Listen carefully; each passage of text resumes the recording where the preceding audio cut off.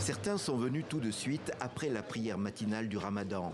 Dès l'ouverture des bureaux de vote, donc, les électeurs étaient là, déterminés à exprimer leur choix pour le prochain président du Sénégal. Une élection attendue, décalée d'1 mois et précédée de polémiques et de violences.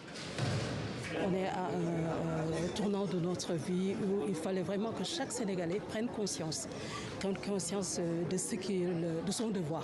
Et c'est ce que nous avons fait. Et là, je me réjouis de voir que vraiment on a pris la chose publique à cœur. En l'absence du président sortant, Macky Sall, dans la compétition, le résultat est difficile à prédire. Mais Amadou Ba, successeur désigné par le pouvoir, est l'un des favoris. Il a voté à Dakar. L'ancien Premier ministre et son camp espèrent une victoire au premier tour.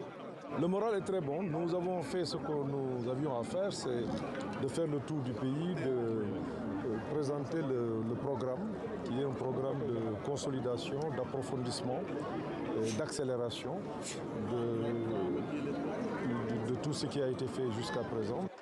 Pourtant, Amadou Ba doit faire face à un adversaire de poids, en la personne de Bassirou Diomaye Faye. C'est le candidat de la rupture, ou, selon ses slogans, d'un changement de système et d'un panafricanisme de gauche. Il votait, lui, à Ndiaganiao, sa ville natale dans le centre-ouest du pays, le Sénégal rural. Bassirou Diomaye Faye est sorti de prison le 14 mars seulement, avec son compagnon de lutte, Ousmane Sonko, le dirigeant du parti dissous PASTEF. Ce dernier dispose d'un large soutien populaire. Il voulait se présenter, mais sa candidature n'a pas été validée. C'est donc Diomaye Faye qui le représente. Ousmane Sonko a voté à Ziguinchor, la ville dont il est le maire.